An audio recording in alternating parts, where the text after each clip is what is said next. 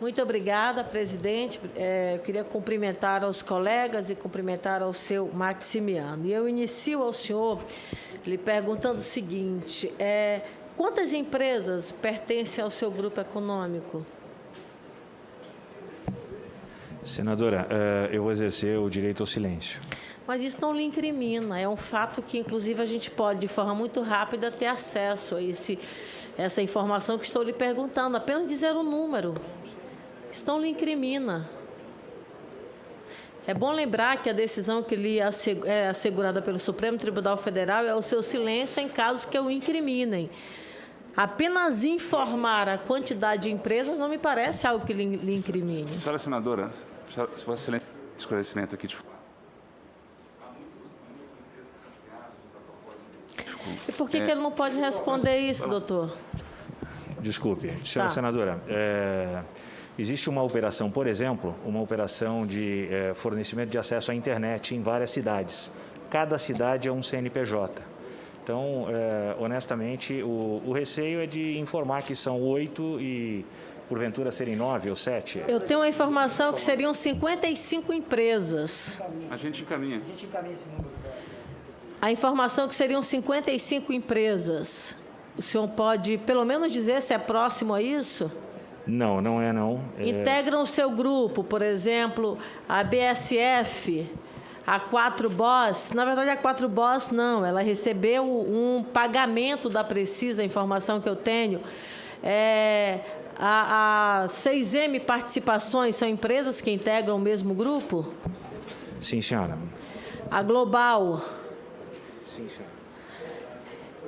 Nas informações que eu tenho aqui, senhor Maximiano, elas apontam exatamente um volume financeiro significativo, por exemplo, das informações que eu tenho das 11 empresas que constam o senhor como sócio, 3 delas fizeram uma movimentação da ordem de 68 milhões de reais, segundo o COAF, informação inclusive publicada pela imprensa, de movimentação atípica, ou seja, em apenas 3 empresas, delas uma movimentação de 68 milhões de reais de movimentação atípica.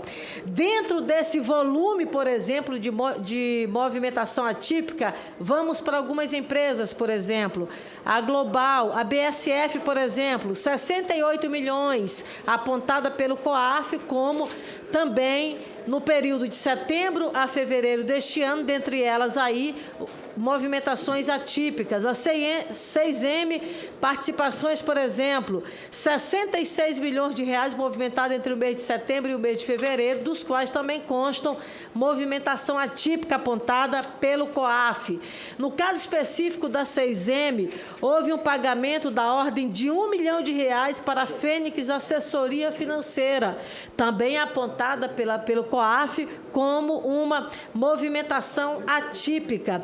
Teve, por exemplo, um pagamento da Precisa para a 4Boss, da ordem de R$219 mil. Uma empresa que ela é totalmente fora da área de atuação da Precisa, também é apontada pela COAF como movimentação atípica.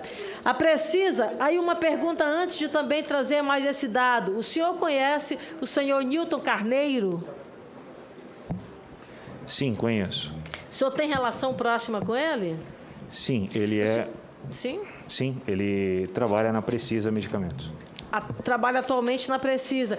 O senhor pode nos informar esse pagamento da ordem de R$500 mil, R$500 mil da Precisa a ele? Se deu esse pagamento se deu por conta de quê exatamente? Também é apontado pelo COAF como uma movimentação atípica? Senadora, eu não tenho conhecimento de toda a movimentação. Não sei responder. Qual é a função dele dentro da Precisa? Ele é um diretor administrativo. O senhor tem noção, ou pelo menos poderia nos informar o valor do salário dele mensal? Eu gostaria de exercer a lei do silêncio sobre esse assunto, senadora. Mas o senhor sabe ou não sabe? Isso não lhe incrimina. Senadora, isso é um dado pessoal, isso é uma sessão pública, isso aí pode ser informado posteriormente. Doutor, deixa eu fazer uma colocação aqui para o senhor. O senhor, como advogado, naturalmente, todas as prerrogativas são asseguradas pela comissão, mas tem perguntas que o depoente pode responder, não precisa o senhor responder. Então, por que ele não responde isso? Ele tem como falar sobre isso, não precisa o senhor falar, com todo respeito ao senhor. E aí, em meio a tudo isso, doutor Maximiano, nós temos aí, senhor Maximiano, nós temos aí o TCU tem representação em relação à Precisa.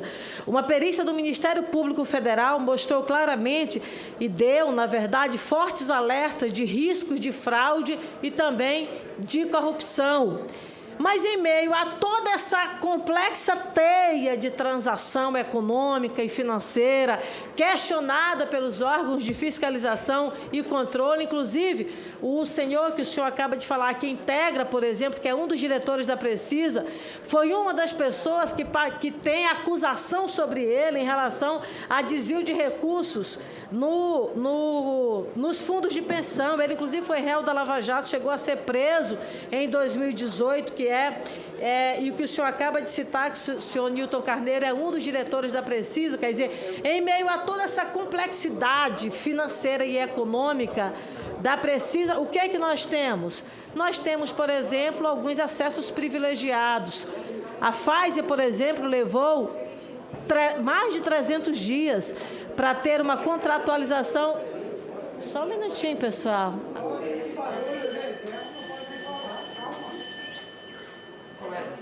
A Pfizer levou... Precisa iniciar, então eu já vou queria finalizar, pedir, presidente. para tentar pelo menos... Só mais 1 minuto e meio eu finalizo. Eu quero só lhe dizer que, em meio a tudo isso, a Pfizer levou 300 dias para poder ter a sua contratualização efetivada. E nós tivemos, no caso aí da Covaxin, 90 dias. Nós tivemos o próprio presidente da República sentando e levando a representação da Precisa ao BNDES, naturalmente com busca de recursos e financiamento público até. Ou seja, com todas essa estranheza de informação, o senhor acaba tendo um acesso muito rápido, inclusive a várias autoridades, trâmite de forma realmente muito efetiva. E aí, como o senhor, na verdade, não responde às nossas perguntas, eu quero finalizar dizendo que esse é exatamente o retrato da gestão atual. A gestão atual, ela prioriza, ela foca nas empresas que são instáveis, que são frágeis, que são precárias. Ela prioriza a possibilidade de fazer pagamentos antecipados a empresas em paraísos fiscais. E ela deixa de lado, senador Humberto Costa, empresas idôneas.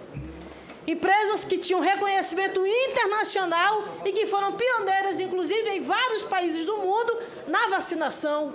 E o Brasil ficou, infelizmente, sem vacina. É lamentável que nós não possamos hoje, na verdade, ter acesso a todas essas informações, mas as quebras que nós temos acesso a essa CPI nos dará muito mais efetividade para termos, ao final, o relatório conclusivo e, naturalmente, aí com os indiciamentos necessários. Muito obrigada.